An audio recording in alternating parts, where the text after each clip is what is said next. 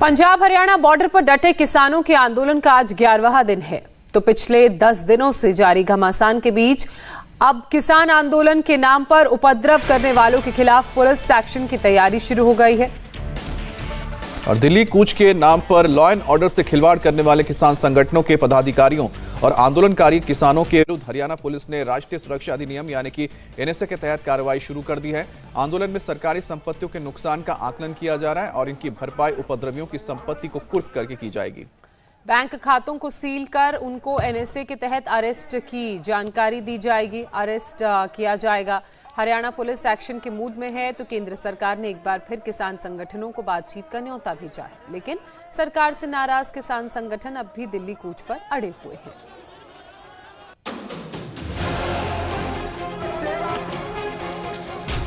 Border पर उपद्रव करते किसान, अब एनएस से ही समाधान। संपत्ति को नुकसान पहुंचाया, आंदोलनकारियों से होगी भरपाई। आंदोलन के नाम पर हिंसा, अब पुलिस का होगा बड़ा एक्शन। बीते 11 दिनों से पंजाब, हरियाणा और दिल्ली के बॉर्डर से लगे लोगों के लिए मुसीबत बने किसान आंदोलन में हिंसक होते प्रोटेस्ट और खालिस्तानी पोस्टर और नारेबाजी के बाद अब हरियाणा पुलिस ने कड़ा एक्शन लेना शुरू कर दिया है। किसान संगठनों के पदाधिकारियों को नजरबंद करने की तैयारी शुरू कर दी गई है। अंबाला पुलिस ने एक के बाद एक 2 लेटर जारी किए हैं।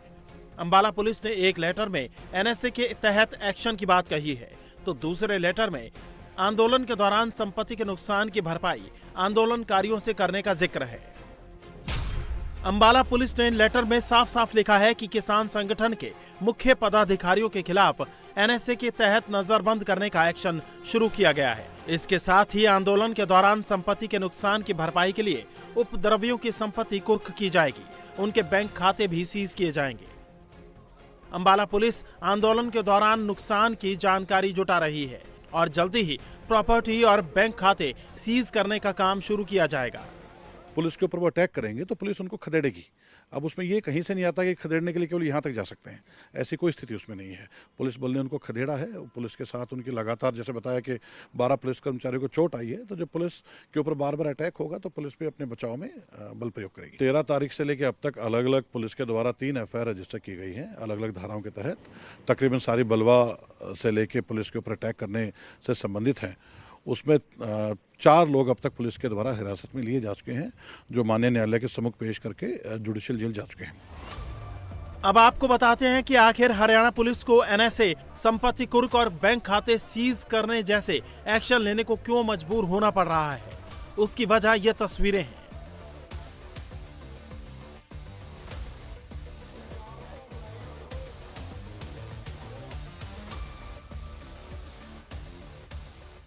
शंभू बॉर्डर पर किसानों के आंदोलन के दौरान पुलिस पर अटैक के कई वीडियो सामने आए हैं। यह तस्वीर पंजाब हरियाणा के खनौरी बॉर्डर पर पुलिस के बैरिकेड से कुछ दूर का है। प्रदर्शनकारी रोड के बजाय आसपास के खेतों से आगे बढ़ने की कोशिश करने लगे तो पुलिस ने उन्हें रोकने की कोशिश की, तो प्रदर्शनकारियों ने पुलिस पर लाठी डंडों से हमला कर दिया। इतना ही नहीं, बॉर्डर के पास खेत में किसानों के पराली के ढेर में मिर्ची पाउडर डालकर आग लगा दी, जिससे पुलिस वालों की आंखों में जलन होने लगी। पुलिस का दावा है कि इस दौरान किसानों ने पुलिस पर हमला बोल दिया। 3 अलग अलग घटनाओं में पुलिस के 34 जवानों को चोट लगी। ये मैडम, इसमें तो कुछ ऐसे लड़के थे जिन्होंने भिंडरेवाड़ा का भी ये नारे लगा रहे हैं और इन्होंने झंडा भी दीप सिंधु के कुछ ऐसे नारे लगा रहे थे। ये पुलिस को घेर के चोट मार के आगे निकलना चाह रहे थे बैरिकेड के पास। बस इनसे पीछे जाने के लिए कहा तो ये क्या कर रहे थे? माने नहीं जी। यहाँ पराली वगैरह जलाया गया, उसमें मिर्ची पाउडर डाल दिया जी, जिसकी वजह से सांस लेना मुश्किल हो गया। चेहरे पे एलर्जी की वजह से चेहरा खराब हो गया जी। ये आपके पूरे लाल उसी की वजह से? उसी वजह से जी। हाँ।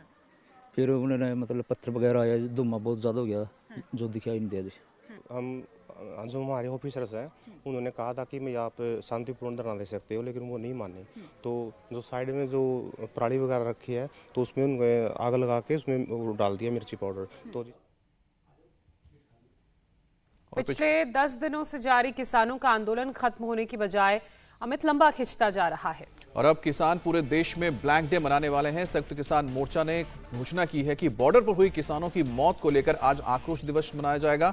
और दरअसल गुरुवार को 25 किसान संगठनों की मीटिंग हुई है, जिसके बाद सीएम और गृह मंत्री के इस्तीफे के साथ मारे गए किसान के परिवार को 1 करोड़ का मुआवजा देने की मांग हुई है। बैठक में तय हुआ कि आज आक्रोश दिवस के साथ साथ दिल्ली मार्च पर क्या करना है, किस रणनीति के तहत आगे जाना है।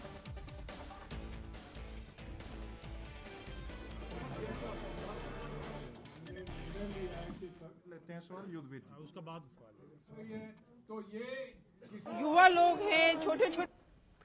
तो 25 किसानों के संगठनों ने बीते कल एक जॉइंट मीटिंग की और उस मीटिंग में दिल्ली मार्च को लेकर बात कही गई। इसके अलावा आज के दिन को आक्रोश दिवस के रूप में मनाने का ऐलान किया गया। संयुक्त किसान मोर्चा अब आगे की रणनीति तय करेगा कि किस रणनीति के तहत किसान दिल्ली कूच करेंगे।